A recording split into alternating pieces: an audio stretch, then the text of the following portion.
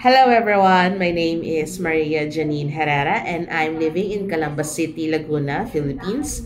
Why I took this course? Because it is actually included in our master's degree syllabus and I'm taking Master's of Arts in Education, major in Physical Wellness.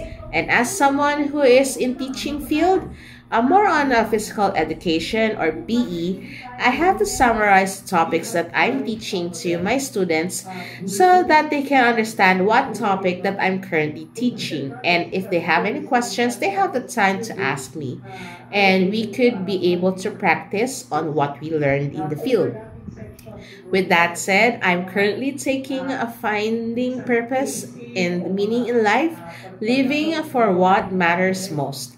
With this one, speaking to inform, discussing complex ideas with clear explanations and dynamic slides. I do apologize if I sound too nasally to you guys, most likely because I'm convalescing from a cough and colds from a week ago. So I hope you have a great day and enjoy the rest of your day. Bye bye now.